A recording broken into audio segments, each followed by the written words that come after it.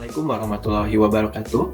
Selamat pagi, selamat siang, sore ataupun malam Mbak Nin. Perkenalkan, kami dari kelompok 1 ingin mempresentasikan hasil wawancara kami di PT JGC Indonesia. Next slide.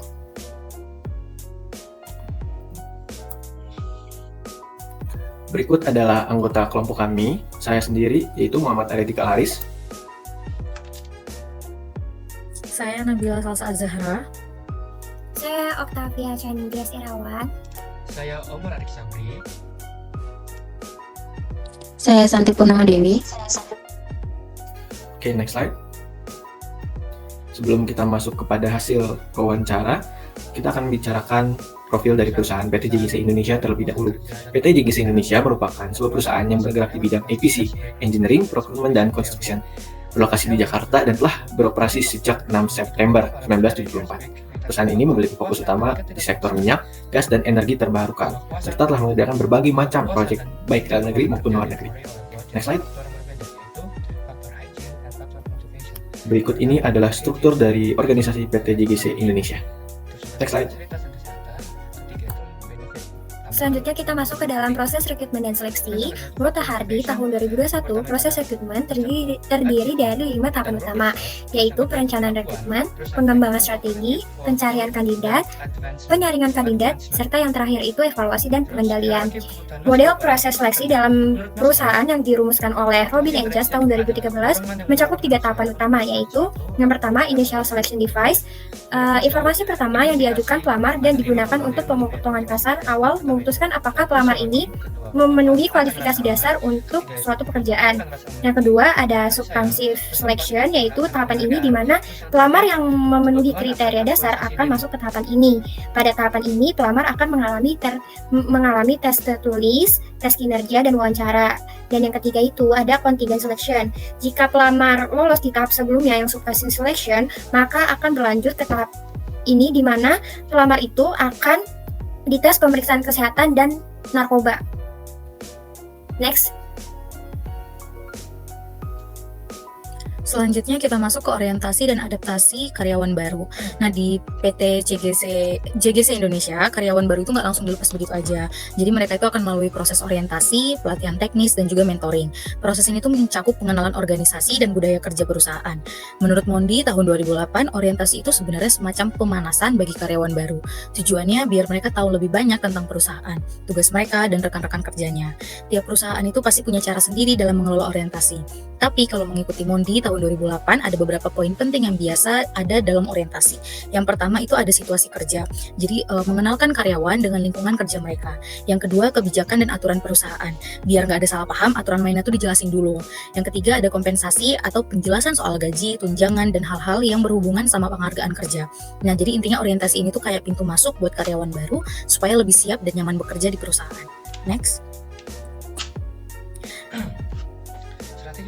Selanjutnya ada pelatihan dan pengembangan karir. Menurut Noe, tahun 2010, bikin program pelatihan yang efektif itu ada 7 langkah. Jadi kayak bikin kue yang ada tahapannya biar hasilnya itu bagus. Tahapannya itu yang pertama ada analisis kebutuhan pelatihan. Jadi cari tahu dulu apa aja yang perlu ditingkatkan dari karyawan biar pelatihannya itu nggak sia-sia. Yang kedua, kesiapan karyawan untuk pelatihan. Jadi memastikan karyawan itu udah siap mental dan semangat buat belajar. Yang ketiga, menciptakan lingkungan pembelajaran. Bikin suasana belajar yang nyaman, seru, dan bikin ilmu itu jadi gampang nyantol. Yang keempat, transfer pelatihan. Jadi ilmu yang dipelajari harus bisa langsung dipakai di pekerjaan sehari-hari. Yang kelima, rencana evaluasi. Jadi tentukan cara ngecek apakah pelatihannya itu berhasil atau perlu diperbaiki. Yang keenam, pemilihan metode pelatihan. Pilih metode pelatihan yang cocok, misalnya workshop, simulasi, atau mentoring. Dan yang ketujuh, pemantauan dan evaluasi program. Setelah pelatihan selesai, tetap dipantau dan dievaluasi biar makin efektif di masa depan. Nah, di PT JGC Indonesia udah menjalankan sebagian besar dari langkah-langkah ini. Jadi karyawan itu nggak cuma dilatih asal-asalan, tapi benar-benar diarahkan buat berkembang.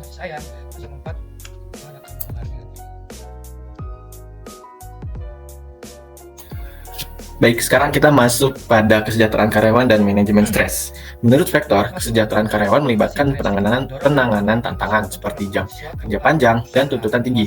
Strategi yang disarankan mencakup pemberian waktu, istirahat yang cukup, aktivitas fisik, dukungan sosial, dan pengelolaan beban kerja untuk mengurangi stres. Nah, di PT JGC Indonesia itu sendiri, hal ini sudah diterapkan. Beberapa di antaranya adalah disediakannya fasilitas olahraga, seperti di gedung JGC itu ada gym dan lapangan basket gitu. Lalu ada juga liburan atau catering dalam waktu tertentu gitu. Nah, cara meningkatkan kesehatan fisik dan mentalnya adalah pemberian istirahat cukup, aktivitas fisik di tempat kerja, dukungan sosial, dan pengelolaan beban kerja. Next. Oke, strategi perusahaan dalam kepuasan kerja dan motivasi karyawan. Yang pertama itu evaluasi kepuasan karyawan berbasis Herzberg. Ada dua faktor motivation theory. Menurut Helmi, teori dua faktor yang dikembangkan oleh Frederick Herzberg menyatakan bahwa kepuasan dan tidak kepuasan kerja dipengaruhi oleh dua jenis faktor yang berbeda. Yang pertama itu faktor hygiene dan faktor motivation. Yang pertama itu faktor hygiene mencakup gaji yang memadai, fasilitas dan kesehatan, terus benefit tambahan untuk momen-momen penting. Terus yang kedua, faktor motivation. Yang pertama itu mencakup achievement dan work itself. Terus yang kedua pengakuan, terus yang ketiga opportunity for growth and advancement. Terus hierarki kebutuhan Maslow pada motivasi karyawan. Menurut Maslow, motivasi intrinsik adalah dorongan yang mendorong manusia untuk melakukan sesuatu atau berusaha memuaskan kebutuhannya.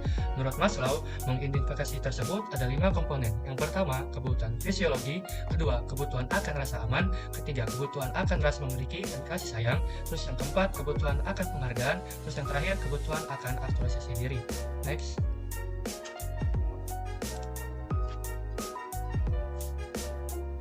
Baik, selanjutnya yaitu tentang ergonomi dan K3. Menurut Khayal, tahun 2019, ergonomi memiliki 4 domain utama yang dirancang untuk meningkatkan kinerja, keselamatan dan kenyamanan karyawan dalam interaksinya dengan sistem kerja. Yang pertama itu ergonomi fisik, yang mengatur postur, peralatan, dan ruang kerja untuk mengurangi kelelahan atau cedera. Yang kedua, itu ergonomi kognitif, memfasilitasi aspek mental seperti beban kerja dan pengambilan keputusan. Ketiga, ergonomi organisasi, mengoptimalkan struktur, budaya kerja, dan komunikasi untuk efisiensi. Dan yang keempat itu ergonomi lingkungan, mengelola pencahayaan, suhu, kebisingan, dan udara agar tetap nyaman. Untuk menciptakan lingkungan kerja yang aman secara fisik, manajer dan supervisor dalam pemimpin itu memiliki peran penting dalam menentukan prioritas keselamatan dalam organisasi yang secara langsung mempengaruhi iklim keselamatan. Menurut Zohar dan Luria tahun 2005, PT JGC Indonesia ini menggunakan sistem Behavior Based Safety Observation atau yang disingkat BBSO untuk memonitor potensi risiko di tempat kerja. Sistem ini itu mendorong karyawan secara proaktif melaporkan potensi bahaya dengan prosedur sederhana seperti melampirkan foto dan deskripsi singkat setiap laporan yang dianalisis dan tindakan korektif segera dilakukan. Oke, sekian presentasi dari kelompok kami. Mohon maaf bila ada kekurangan. Sekali lagi, selamat pagi, siang, sore, malam. Mbak Nin, wassalamualaikum warahmatullahi wabarakatuh.